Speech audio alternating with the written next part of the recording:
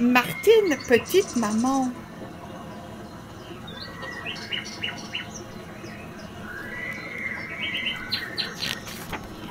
Ce matin, tout est calme dans la maison de Martine.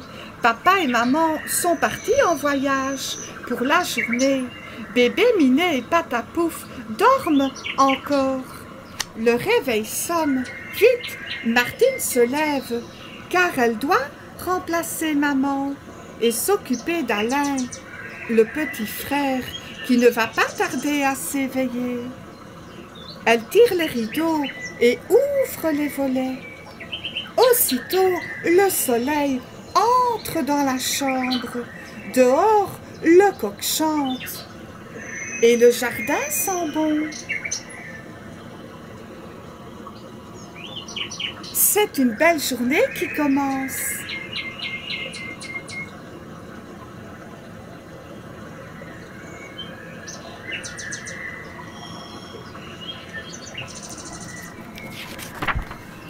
Les rêves de la nuit s'envolent. Bébé ouvre les yeux. Il regarde le coucou qui sort de l'horloge en criant « Coucou, coucou, coucou !» Les canards sur le papier font semblant de se jeter dans la mare. Minet accourt dans l'escalier pour savoir si bébé a bien dormi. Quand Alain est tout à fait éveillé, Martine le prend dans ses bras. Bébé, ébloui par le soleil, se cache les yeux en faisant une grimace. « Bonjour, bonjour » dit Martine en l'embrassant pour le rassurer.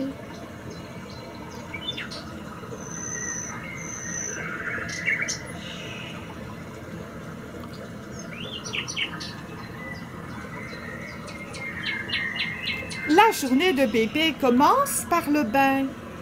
Attention que l'eau ne soit pas trop chaude. Baigner Alain n'est pas une petite affaire. Il tape dans l'eau avec son poing pour faire danser le poisson rouge et le canard. Il veut se mettre debout dans la baignoire. Il s'éclabousse le visage et sort la langue. Prenons garde qu'il n'ait pas de savon dans les yeux, dit Martine.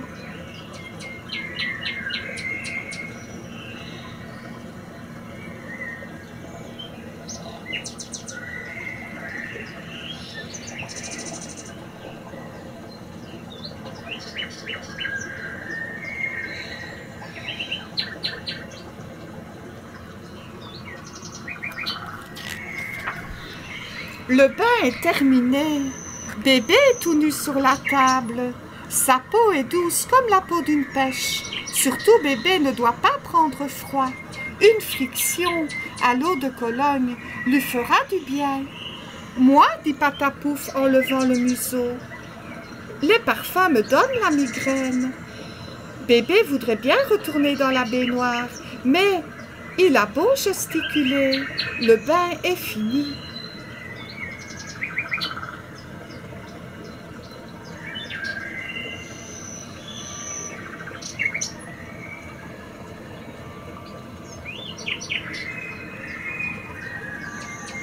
Martine est perplexe. Comment va-t-elle habiller bébé? Si maman était ici, cela serait plus simple. Cela ne fait rien. Martine saura bien se tirer d'affaire. Elle veille à ne pas piquer le petit frère avec les épingles de nourrice. Allons bon bébé, serre son poing dans la manche de la barboteuse. Sa menotte ne veut plus sortir de là. Heureusement que Martine ne s'énerve pas. Et voilà un nœud qui n'est pas facile à faire.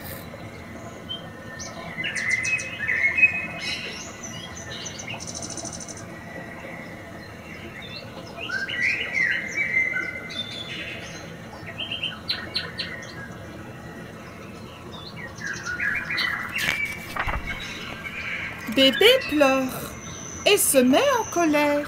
Martine connaît bien la raison de son impatience. C'est que l'heure du biberon est arrivée. Et quand bébé a faim, il ne faut pas le faire attendre. Aussi Martine se dépêche de mettre chauffer l'eau dans la bouilloire. Où est le lait en poudre et le sucre? Le biberon est-il rincé? Voilà qui est fait. Il ne reste plus qu'à mesurer le lait, l'eau et le sucre. Maman a dit jusque-là, dans le biberon. Ni trop chaud, ni trop froid, le lait est à point, le petit frère ne pleure plus.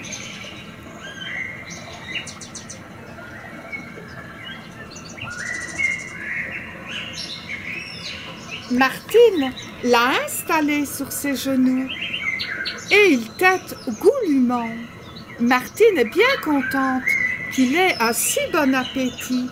Doucement, dit-elle, en baissant le biberon, sinon tu auras le hoquet tantôt. Bébé regarde le plafond, dans ses yeux, plus de chagrin.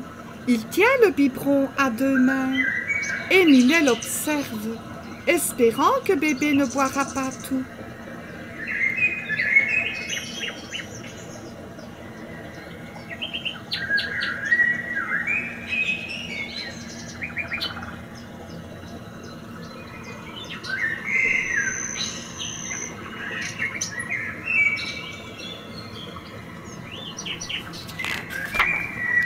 Avant de partir, maman a dit « S'il fait beau, tu pourras promener bébé au parc. » C'est une chance que le soleil soit de la partie. Martine sort la voiture de bébé.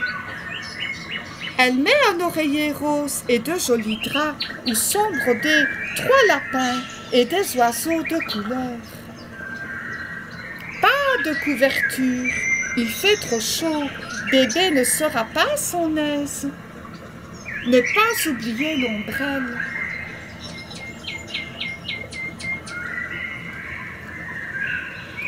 Martine est fière de promener bébé dans la jolie voiture. Elle entre dans le parc. Aussitôt, ses amis viennent à sa rencontre. « C'est ton frère ?» demande Jacqueline, en faisant un joli sourire. « Comment s'appelle-t-il » dit Françoise. « Il s'appelle Alain. »«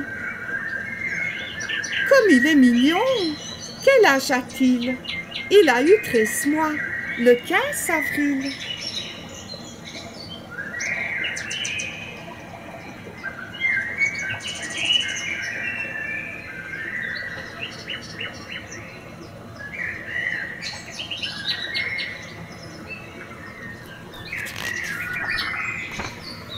Dans le parc, les enfants crient trop fort en jouant à cache-cache. Bébé ne parviendra jamais à s'endormir. Rentrons à la maison. Là, dans la cour, sous un parasol, bébé ne tarde pas à fermer les yeux. « Chut !» dit Martine en mettant le doigt sur ses lèvres. « Il ne faut pas réveiller bébé. » Elle s'en va sur la pointe des pieds. Minet veille sur le banc.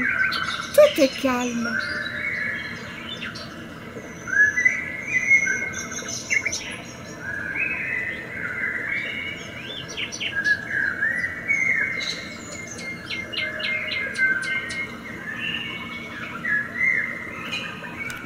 Tout à coup, par la fenêtre, on entend un bruit de ferraille. Martine accourt aussitôt. Qu'est-il arrivé? C'est Minet qui a vu passer une souris sous le banc. Il l'a poursuivi jusque dans la buanderie.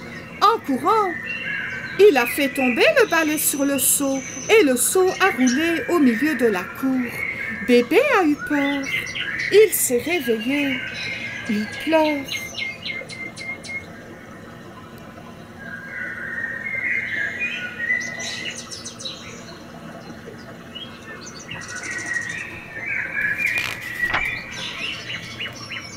Ce n'est rien, dit Martine en prenant son petit frère dans ses bras. Bébé est consolé. Déjà, il ne pense qu'à s'amuser, car il a vu le cheval à bascule qui lui fait signe. Le cheval à bascule a des grelots autour du cou et une crinière avec des rubans. Il attend que bébé soit bien installé et hop, en arrière, en avant. Il galope comme un vrai cheval.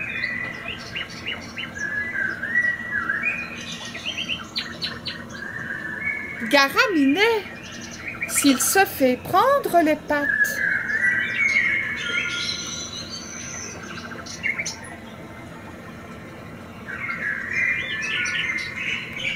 Bébé ne veut plus jouer au cheval.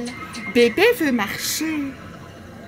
C'est vrai qu'il sera bientôt un petit garçon pour de bon. Et puis, il y a des tas de choses à voir dans le monde, n'est-ce pas? Bébé ne marche pas encore très bien.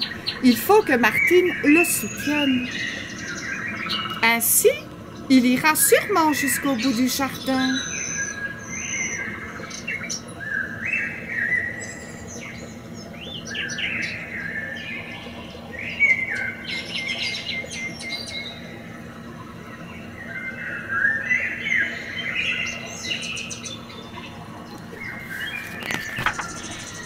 Justement, un petit mouton qui s'ennuyait l'attend sur le gazon.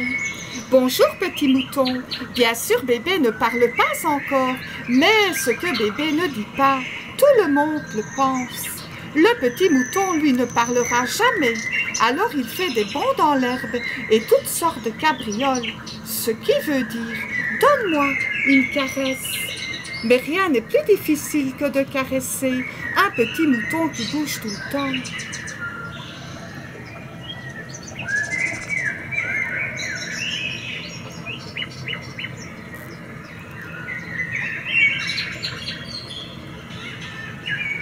L'après-midi s'achève. Le grand air donne de l'appétit et bébé réclame sa panade. Martine assied Alain dans sa chaise, une chaise avec une tablette et un joli coussin. Elle apporte une cuillère et une assiette. Elle souffle sur la panade pour la refroidir. Une cuillère pour Minet, une cuillère pour le cheval à bascule, encore une pour le petit mouton. Surtout ne m'oubliez pas, semble dire Patapouf. Et Minet.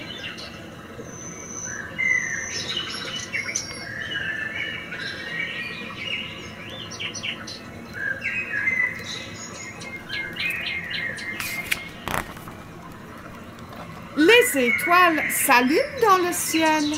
C'est l'heure de mettre coucher bébé. Martine l'a déshabillé. Le voilà en chemise de nuit, prêt pour aller dormir. Avec l'ours en peluche et le lapin aux longues oreilles.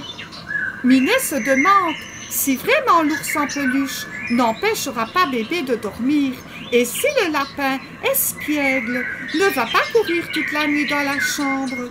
Il remue la queue simplement pour dire « Demain, on s'amusera bien ». Fais de jolis rêves, dit Martine à son petit frère.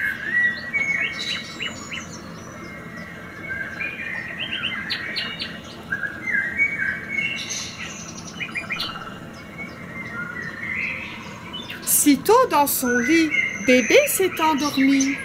Martine aime beaucoup son petit frère, mais elle est contente que papa et maman rentrent tout à l'heure.